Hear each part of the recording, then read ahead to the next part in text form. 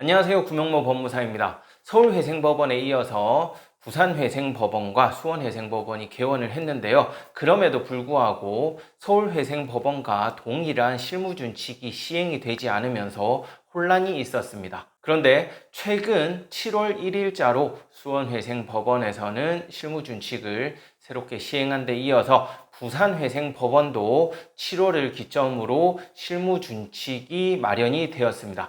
이번 시간에는 부산회생법원의 실무준칙 중 중요한 부분에 대해서 설명드리겠습니다.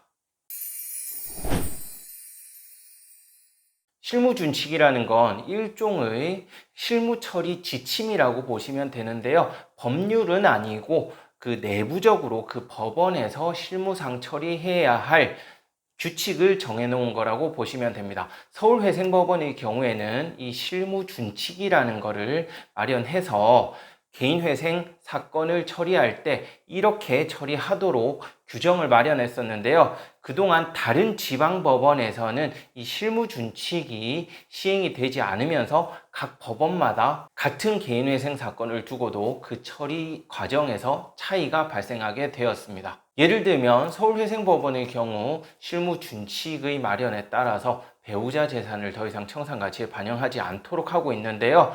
그럼에도 불구하고 다른 지방법원에서는 여전히 배우자 재산의 2분의 1을 청산가치에 반영해 왔었거든요. 또한 주식, 코인 채무로 인한 개인회생 사건에 있어서도 상당한 차이가 있었습니다. 이로 인해 지역에 따른 차별 논란도 있었죠. 다행히 서울회생법원에 이어서 수원과 부산의 회생법원이 새롭게 개원하면서 서울처럼 동일하게 진행될 거라는 기대가 있었는데요. 그럼에도 불구하고 개원했음에도 여전히 서울과는 차이가 있었습니다. 그렇지만 이번 7월을 기점으로 실무준칙이 새롭게 시행이 되면서 중요한 부분은 대부분 서울회생법원과 동일하게 진행이 되게 되었습니다. 특히 중요한 부분, 즉 변제금에 영향이 있는 부분에 대해서 설명을 드릴게요. 부산회생법원의 실무준칙 내용을 보면 서울회생법원의 실무준칙 내용 그대로 가져와서 사용하고 있다는 걸 알 수 있습니다.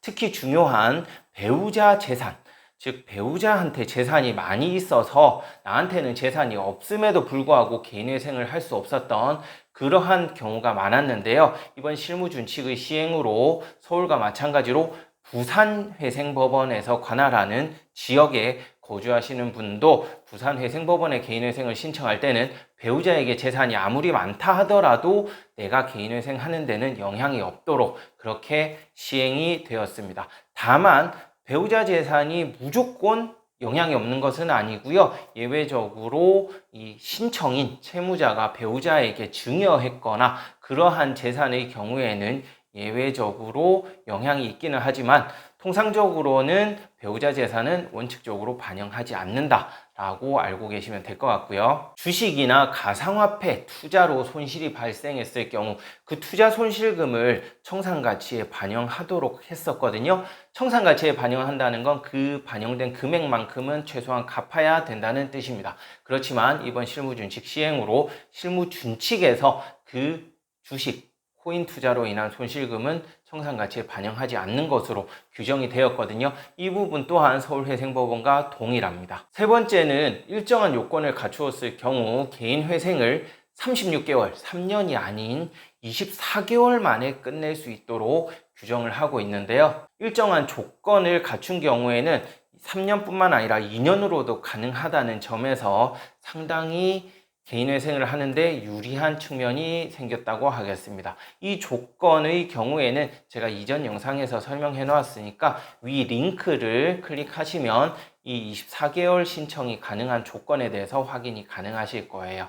그리고 네 번째는 실무준칙에 규정된 내용은 아닌데요. 부산회생법원과 신용회복위원회가 협약을 통해서 주택을 보유한 그리고 그 주택을 담보로 대출을 받은 채무자가 개인회생을 했을 때 그 주택을 보유하면서 개인회생을 할 수 있는 그러한 제도를 마련해 두었거든요. 협약을 통해 주택담보대출 채무 재조정 프로그램을 부산회생법원에서도 시행을 함으로써 주택을 보유한 상태로 개인회생을 할 때 훨씬 수월하게 진행을 할 수 있게 되었습니다.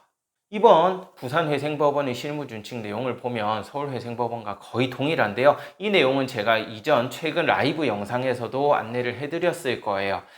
특이한 점이 있다면 수원회생법원의 경우에는 주식 코인 채무에 대한 처리 방안에 대해서는 실무준칙 내용이 삭제가 되었었는데 부산회생법원은 이러한 주식 코인 채무에 대해서도 똑같이 규정을 해놓았습니다. 따라서 부산회생법원 관할하는 지역에 거주하면서 주식 코인 채무가 발생했다. 이 경우에도 제한 없이 원금 탕감이 가능하도록 그렇게 변경되었다고 알고 계시면 되겠네요. 네, 끝까지 시청해 주셔서 감사하고요. 구독, 신청, 좋아요도 꼭 부탁드리겠습니다. 그리고 매주 수요일 오후 10시에 개인회생에 대한 라이브를 진행하고 있으니까 혹시 궁금한 사항이 있으시면 저에게 카톡이나 전화로 문의하셔도 되고요. 라이브에 방문하셔서 거기서 바로 질문을 주셔도 됩니다.